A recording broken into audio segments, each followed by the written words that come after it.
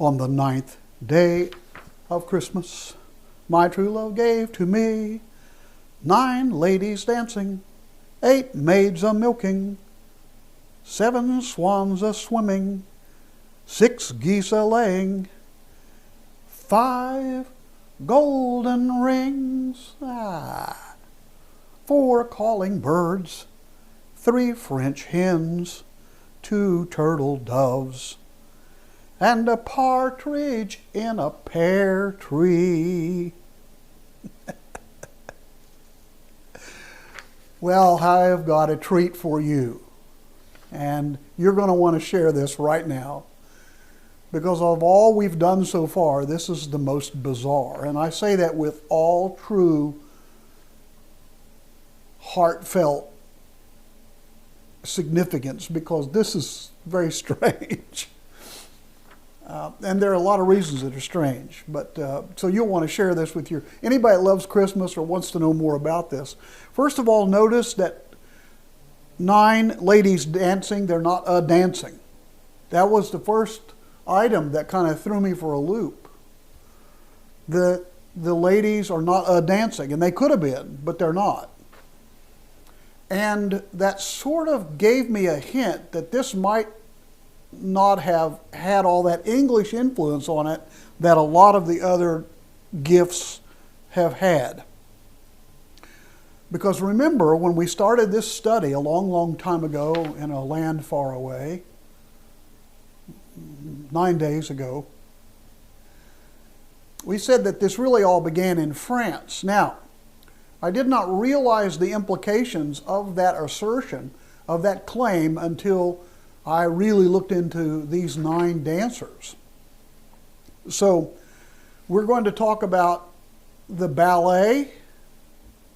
It's a French word, but has its roots in Italian song, dance, opera, and has its roots, this whole idea has a lot to do with the United States and the revolution that we put on. I'm going to explain that, so don't get an all puzzled look on your face. And then we're going to talk about the French Revolution, and we're going to talk about the number 9. If any of you love numbers, the number 9 is the highest single Arabic number available in the numbers. After that, you've got to add a 1 or another digit to it. And number 9 is the sum of digits of any multiple of 9 is 9. Now, there's a whole lot of other stuff that's about the number 9.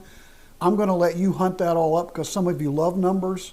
It's on you, but when we get done, you should start Googling the number 9 and the importance of the number 9. But I'm going to explain to you why we got 9 ladies dancing. I know why. Trust me.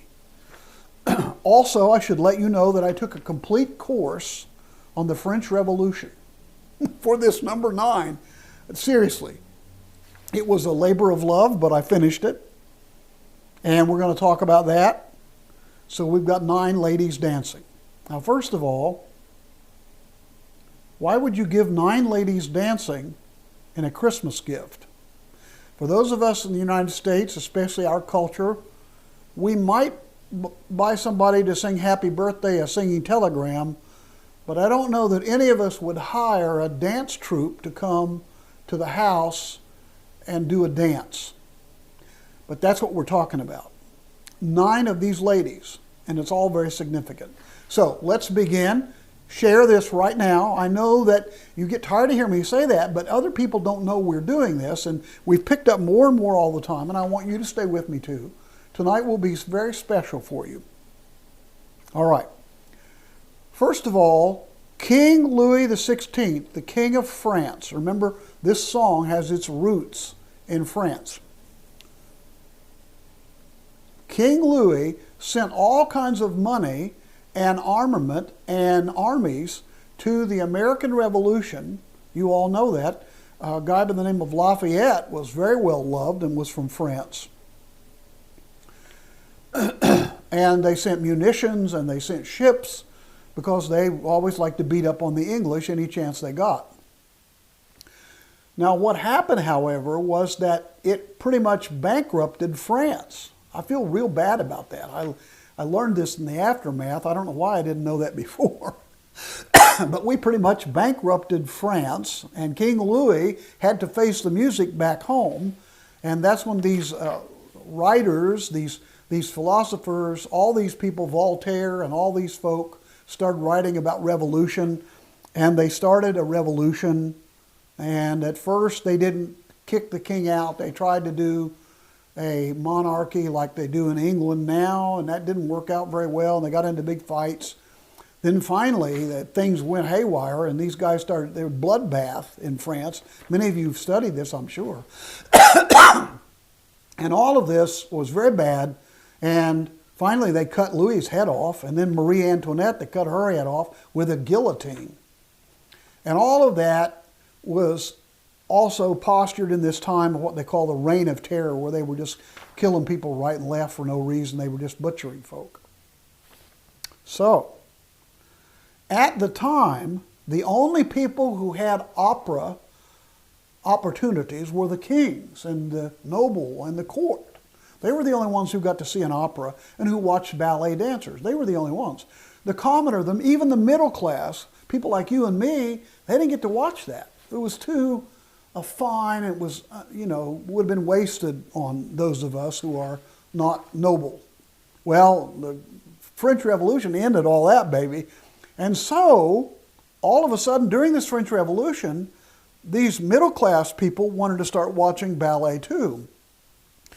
Now, they didn't want as much opera. I've been to operas. Have you been to opera? Not the Grand Ole Opry.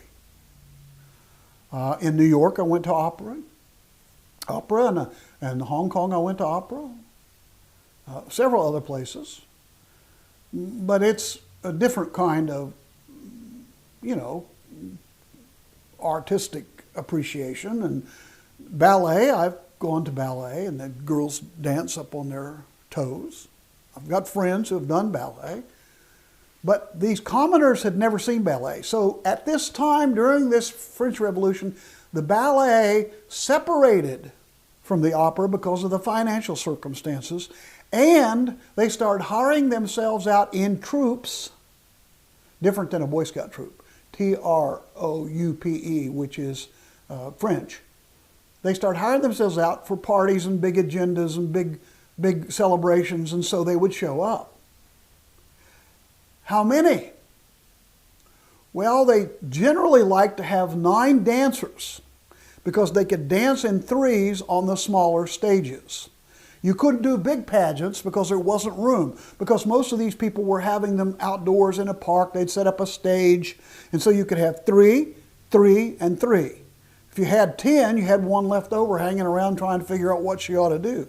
But 3 could move forward, 3 could move back, 3 could move forward, 2 threes could move back, 9.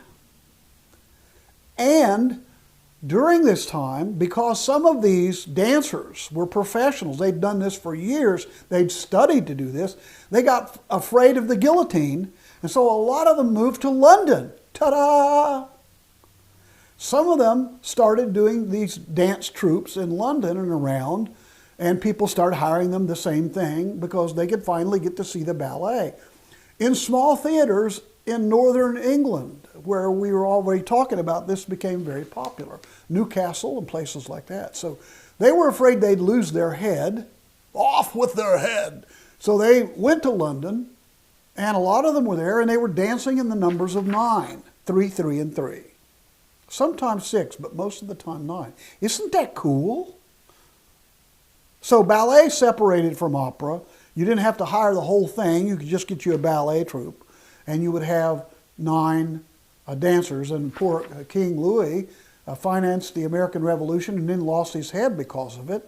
And all that reign of terror drove these folk out into the countryside to become part of this song, 9 Ladies Dancing. It's more French. They don't go a dancing like a wassailing or a come-a-calling. That's more English or Welsh. This is 9 ladies dancing because the number 9 was a perfect number for smaller venues and they could do ballet, and people appreciated them. These ladies still got paid. They were not harlots. They weren't working the brothels. That came later in Las Vegas.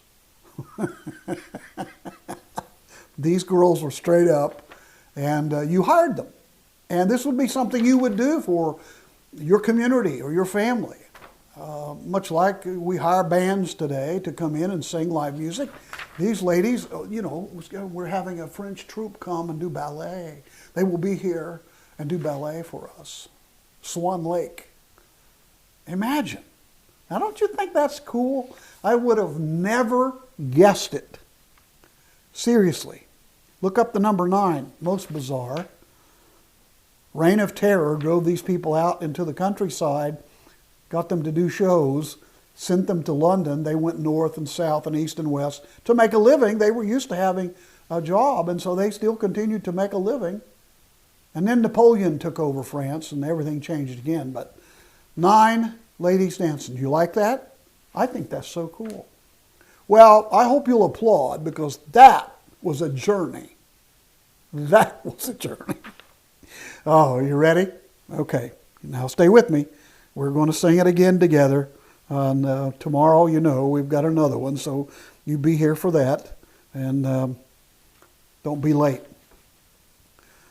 On the 9th day of Christmas, my true love gave to me 9 ladies dancing, 8 maids a-milking, 7 swans a-swimming, 6 geese a-laying, 5 golden rings, 4 calling birds, 3 fat French hens, 2 turtle doves, and a partridge in a pear tree. I love you guys.